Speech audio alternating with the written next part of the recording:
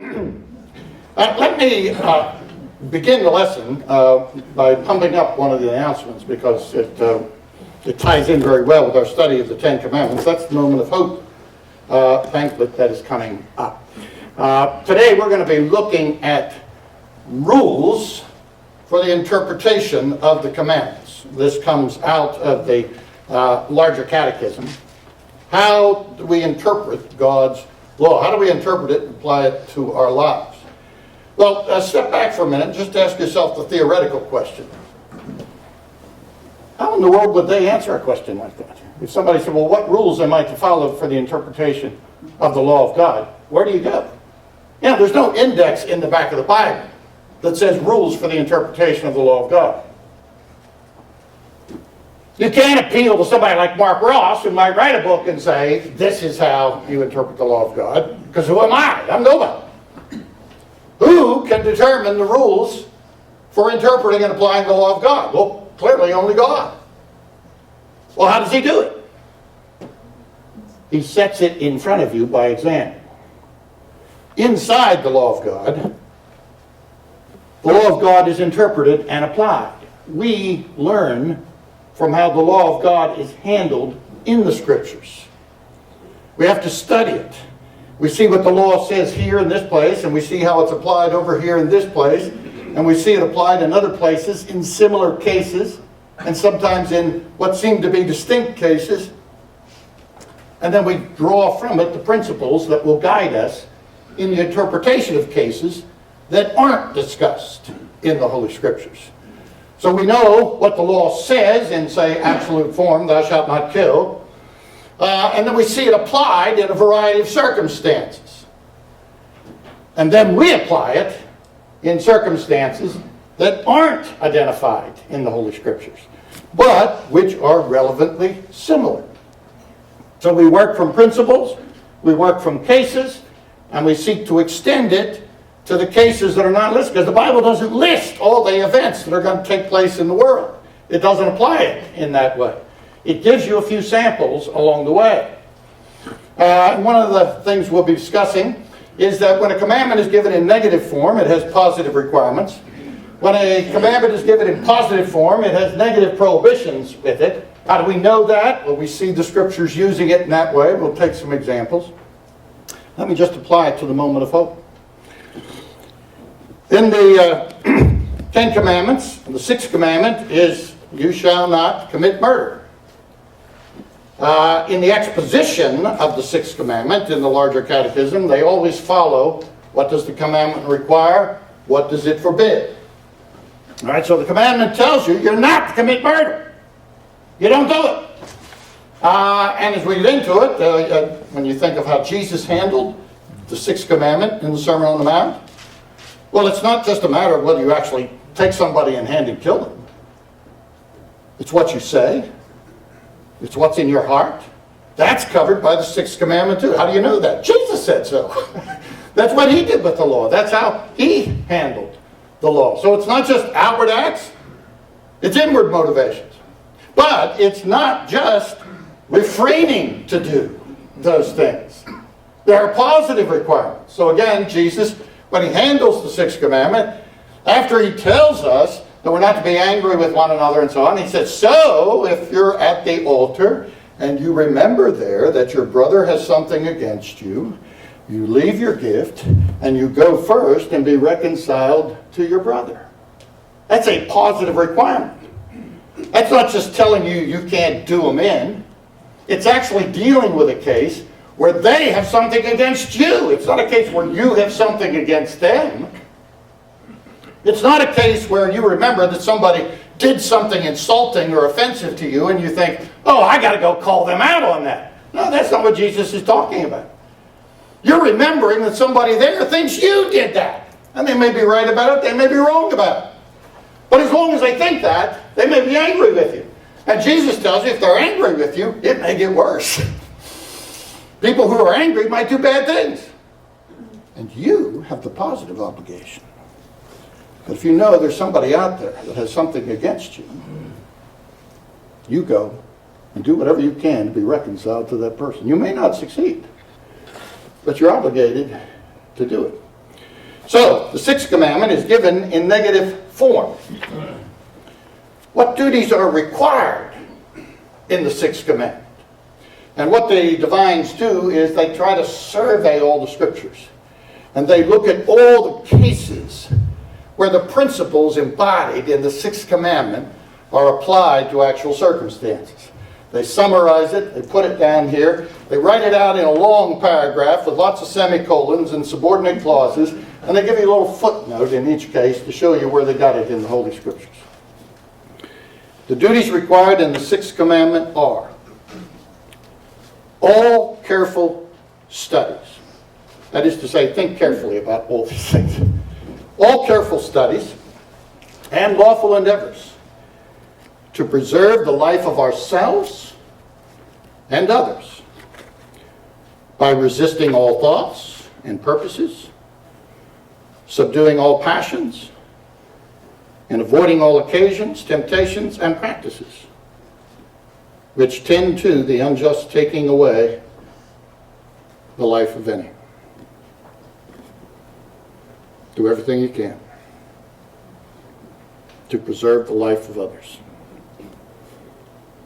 Do everything you can to prevent the unjust taking away of the life of any. Right now in our country, happening in our city and in many big cities all around the country, on an almost daily basis, a mother walks with her child. This child's being carried in her womb, not led by her hand, but biblically speaking, it's exactly the same act as if a mother were walking with a 2-year-old child, because biblically speaking, the same words are used to describe the unborn child as the born child. Every day in our city, a mother walks with a child into a clinic where trained medical professionals invade the womb where that child has been safely kept and destroys it with drugs or with instruments of dissection. It happens repeatedly. We have a man in our congregation who years ago was off at a conference. John Piper, that issue came up. It's kind of expounded the way I just did it. Now, I don't know whether he used the larger catechism. He's a Baptist after all, but he is a Reformed Baptist. And the Reformed Baptists have learned a lot from the Reformed tradition, even among pedo-Baptists.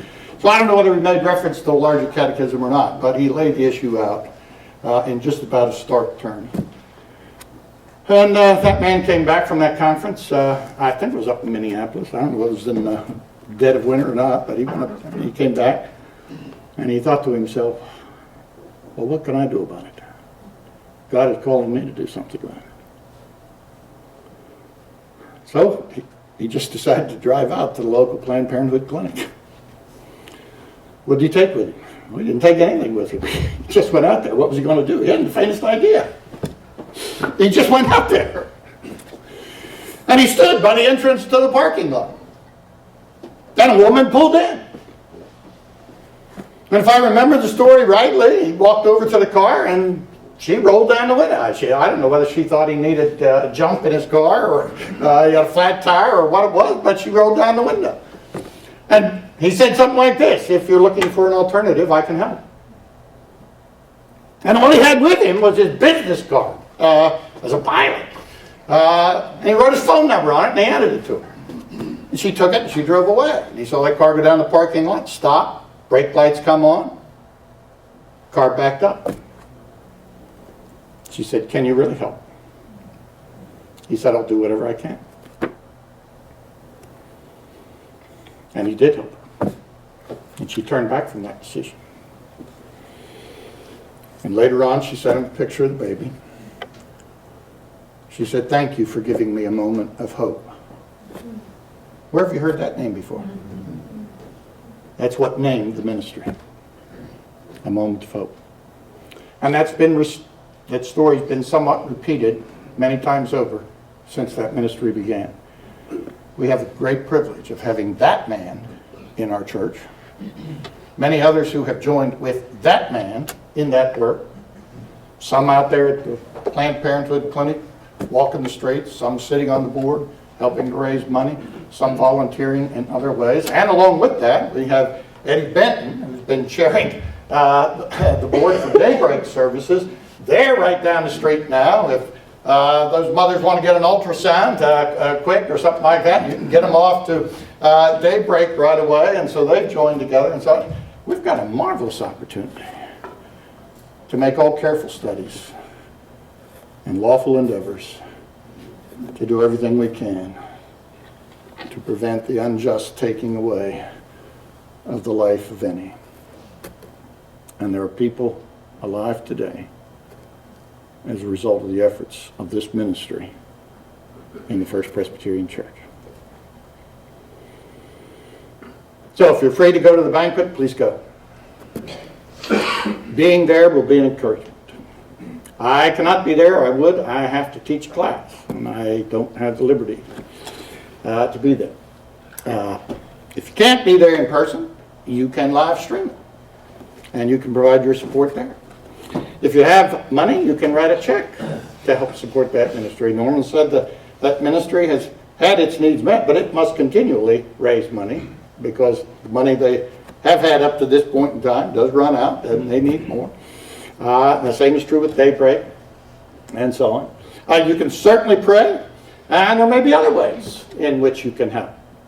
Whether you go out there with them on the street to hand out their literature and try to talk to people, or whether you assist in other ways behind the scene. We've got a doctor in our church who's an OBGYN. If they get a woman in trouble right away, they can call that doctor any time of the day or night, and he'll answer the phone and assist them in what they need.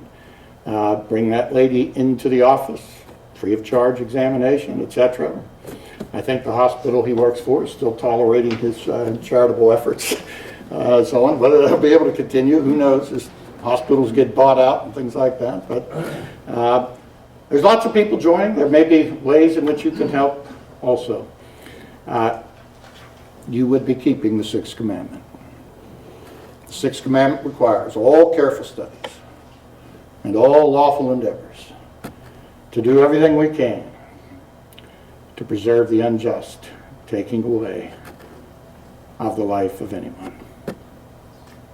And sad to say, we live in a world, we live in a country where taking away the life of the unborn is a legal execution. Tim? Just this past Tuesday, there were 2 women that changed their mind from interactions with sidewalk counselors, and one of them was a result of going to Daybreak and having an ultrasound and seeing the ultrasound, which enabled her to humanize this That's right. child inside of her. It wasn't just a That's right. couple of cells. And the other one was going out to the doctor out at Lexington. Referred, Is that right? in both cases. So in both cases, the doctor and Daybreak both came alongside. You know, the old saying on this, if wounds had windows, there'd be far less abortion. And that's what the ultrasound does.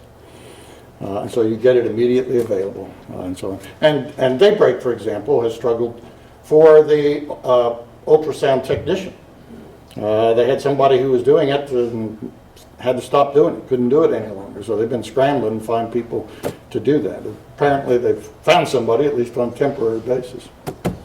Wayne, last word, and then we go on. Go ahead. Yeah, the end of that, the duties required in the Sixth Commandment there, the very last phrase is protecting and defending the innocent. Yes. I saw that in there. The man that's going to be singing at the Moment of Hope, he has a song that I hope he's going to do there, Who Will Save the Children. Oh. He says, we shake our fists at the air and say, if God is good, how can this be fair? But we are his hands, and we are his voice, and we are the ones who must make the choice. And if it isn't now, then tell me when.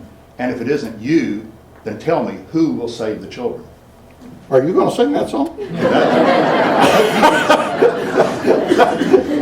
You know it pretty well. I do. I've heard it 40 years ago, and I'm looking forward to hearing Okay. it. Sounds like a great song.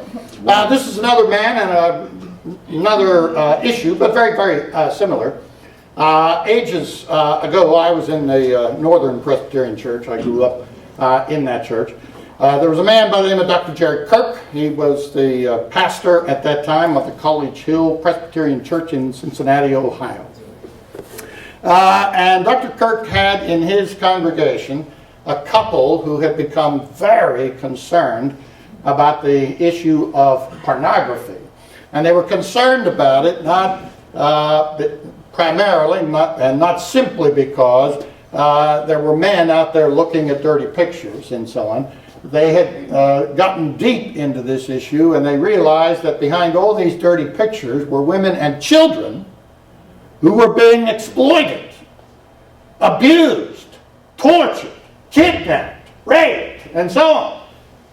And they were just burdened because they knew deep in their heart, without knowing perhaps the larger catechism, that they had to make all careful studies and perform all lawful endeavors to preserve the life of anyone that was being taken unjustly, and any harm that might be done to them short of death. And what would a couple do with a burden like that? Well, they tried to get other people to share that burden, and they tried to get Jerry Kirk to share that burden with them. Well, Jerry Kirk was a very busy man. He was already leading many reform efforts and undertaking many causes outside his church at the time, and he frankly, as he admits, just didn't have room for one more cause. However just and demanding it may be, he just didn't have enough in him to do it. All right? So he listened sympathetically. But they knew he was giving them the stiff arm. But they persisted. Respectfully, gently, only occasionally, but they kept at it. And one Sunday they came to him and they were holding a video cassette. Some of you don't know what that is. Just ask your parents. But they were holding a video cassette. They said, this is a 30-minute documentary on all that we've been talking about. If you will promise to watch this 30-minute video, we will promise we will never say another word to you about this issue. So, reluctantly, he took the video. And he let it sit for a little while. And then one night, the guilt, the pressure, and the desire that this issue would be gone off his plate. And he could tell the couple he had watched the video, and he wished them well, and so on. And he watched the video, and he just found himself in utter tears. He just wept uncontrollably as he saw what was actually going on. And from tears he went to prayer, and he found himself pounding on the doors of heaven saying, God, why don't you do something about this? Why don't you do something about this? Look at what is happening to girls. Look at what is happening to women. Look at what is being done to families, etc. And so why don't you do something about this, God? And he said, without hearing a booming voice from Mount Sinai, there was no blinding light, there wasn't an angelic appearance or anything like that. There just seemed to be this still, small voice speaking in his heart saying, Jerry, why don't you do something about it?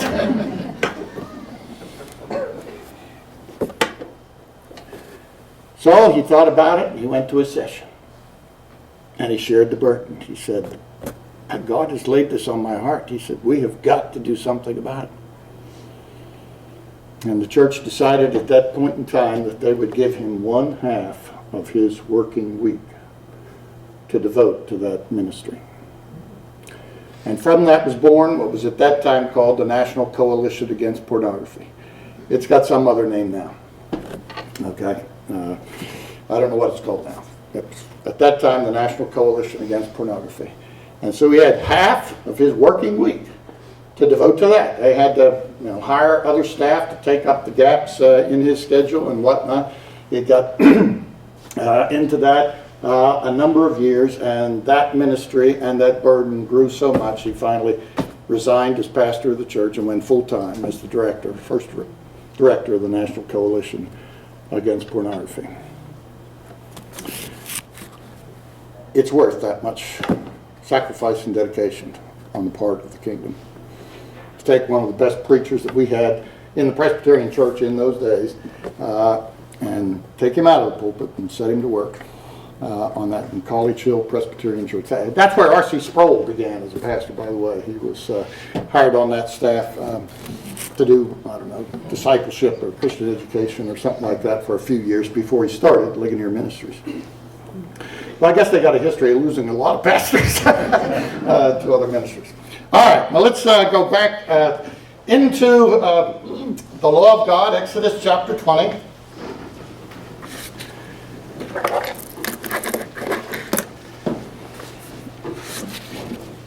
I'm reading now from what is, and if you don't have a copy of the larger catechism, you can easily find it on the web. There's digital copies abounding there. What I have typically used for many years is a book called the Westminster Confession of Faith.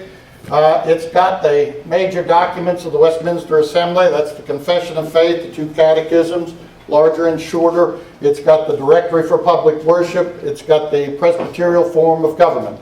It doesn't have the edition of the Psalms that they published at that time, Rouse's Psalm book. But it's got the major documents, but it's also got related things like the National Covenant, the Solemn League Covenant, that brought Scotland into the Westminster Assembly. Keep in mind, our Westminster Confession of Faith, larger and shorter catechism, was largely written by a bunch of Presbyterian-minded Anglicans.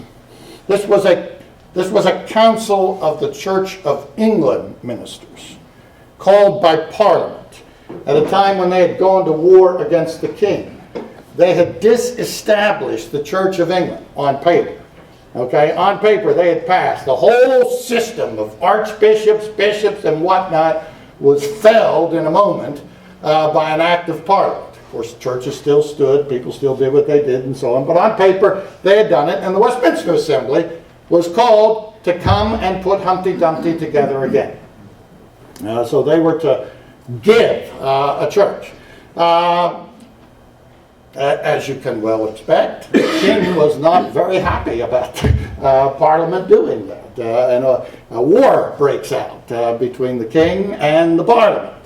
This is where Oliver Cromwell comes onto the scene of history. He will eventually command the parliamentary forces. They're not too far into the war before it becomes very apparent that Parliament was not really prepared to form and mount an army. The king had had a standing army for a long time. They were battle-tested, etc. And so they were going to need some help. Well, where in the world would they get help in a thing like this? Well, there were a bunch of angry Scots a little bit north of the border who had also been angry with that king and had been in wars with him before, etc. And if they could just persuade the Scots to join the cause down there, then they had a good chance of winning. You get a bunch of angry Highlanders coming down there in their kilts. It'll change the battlefront. The Scots said, yeah, we're prepared to help on this condition, that the assembly that now meets in Westminster will devote itself to forming a unified system of government, discipline, worship, and catechism for all three kingdoms, England, Scotland, and Ireland. We will come in on that condition, that they will do that, and that they will do everything to preserve the true religion where it is found. And where might that be? Scotland. That they will preserve the church in Scotland, and that the Church of England and Ireland will have compatible, harmonious practices and so on. You give us freedom, we'll come and fight your battle. And that's how the Westminster Assembly turned its direction. Oddly enough, in the course of history, they produce a confession of faith, larger and shorter catechism, directory for government, directory for worship. It is never adopted in England. The Scots already had their own confession, the Scots Confession of 1560. They already had the formation of their church in Scotland, first and second books of discipline. They already had a plan for Christianizing the nation. All of that was set aside to adopt the Westminster Standards. Incredible. And it's from Scotland, of course, that it was preserved and eventually fanned out to the rest of the world. That's how it got here to America. It never was applied in England. After the assembly, things went south. The English Puritans finally had enough of the king, and so they killed him. The Scots were just horrified. They had not signed up for regicide. All right, that was not in their battle plan. So that broke up the unity and whatnot. Cromwell takes over after the king. That goes on for a few years, and then, of course, they restore the monarchy in 1660. So all that Westminster did, done for the Church of England, just fell away in the dust. But what they did was adopted and saved in Scotland. All right, now, back to these rules. Where do they get them? They get them by examining the Scriptures. Let me just walk you down a few of them. I'm not going to take time to defend in detail each of the rules. I want you to know them because as we start into the first commandment next week, these rules will emerge in application. Question 99 of the larger catechism, that's it. What rules are to be observed for the right understanding of the Ten Commandments? For the right understanding of the Ten Commandments, these rules are to be observed. 1, that the law is perfect and binds everyone to full conformity in the whole man unto the righteousness thereof and unto entire obedience forever, so as to require the utmost perfection of every duty and to forbid the least degree of every sin. All right, what does that mean? Well, that means that God's law covers every conceivable circumstance in life. It is absolutely perfect. In every situation you and I will ever face, the law of God covers it. You have a duty from God. Doesn't mean it's easily discernible. You may have to make all careful studies and lawful endeavors to figure out what it is in difficult places, but it does mean there is a right thing to be done in that place. That is immensely liberating.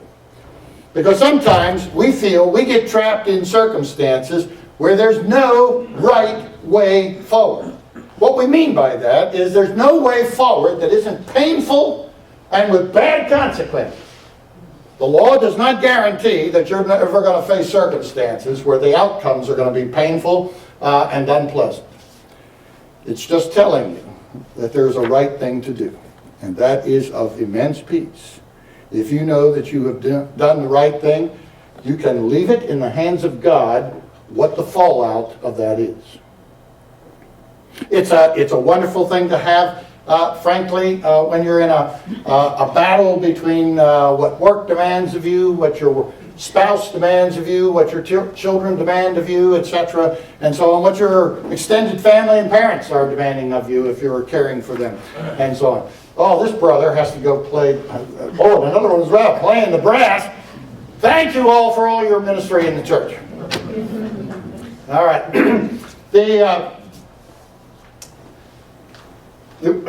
One of the great pains in life is finding yourself in a situation where there is more required of you than you can do, and no way forward where you can please everybody that seems to have a claim on your time.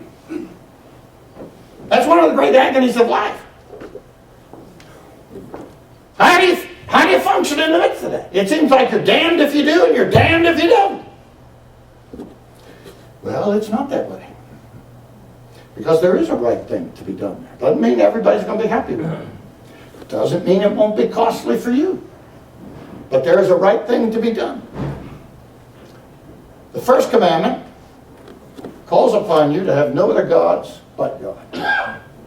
That means in every situation in life that you face, where you find yourself in the midst of competing demands from people who do have some claim upon your time, your work, your family, etc. When you find yourself trapped and you can't make everybody happy, it's good to know there's only one person you must please. There's only one person that you must please.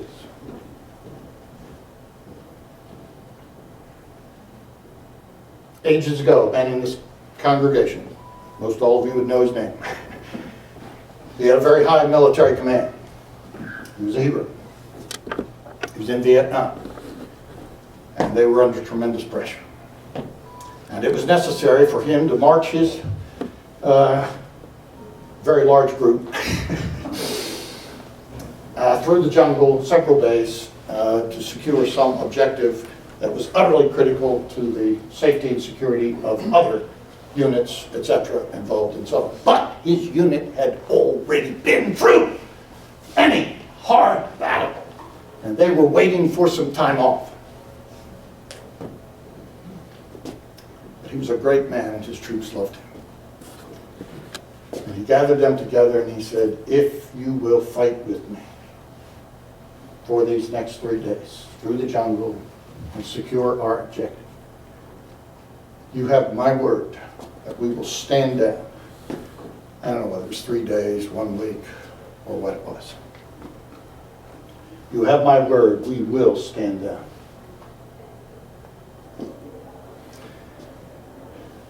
His troops did what he asked. They went, they secured their objective. Almost immediately after they had done so, he received an order from the Supreme Commander telling them to march again.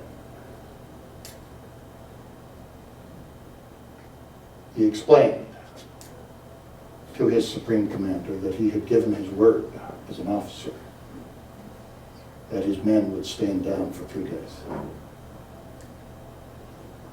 And his commander said, and you have an order to march. He said, I can't lead men who can't trust my word. I will not give that order.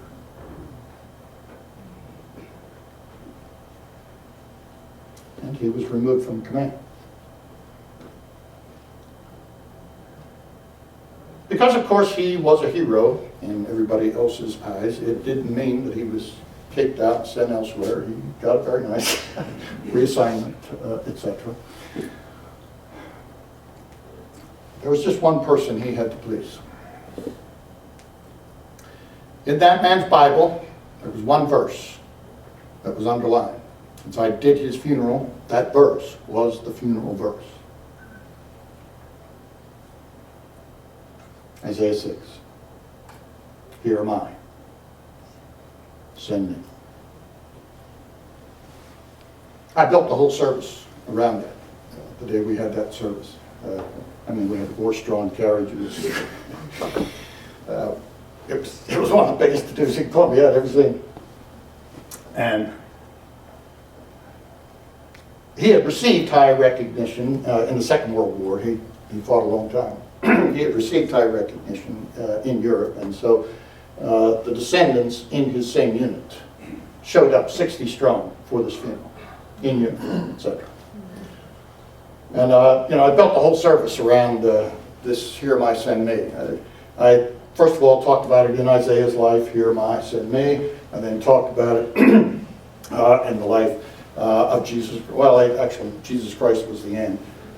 So I talked about my friend, "Here am I, send me." I talked about it in Isaiah's life, "Here am I, send me." And I talked about it in the life of Jesus Christ, "Here am I, send me," etc. After that funeral, I am finishing up, if you're getting ready. After that funeral, I was standing back, and the widow came up to me. She had been out front greeting. At this time, it's not the pastor greeting at the front door. It was the family. She came up to me and she said, did you see the soldiers that had come from the Third Army? I said, yeah, very impressive. She said, the commander and the master sergeant came and spoke to me afterwards. And the master sergeant gave me the coin, the shield. You know how the military people give out coins. Well, this was a shield. This was the shield of their unit, with the motto of their unit. The motto, "Send me."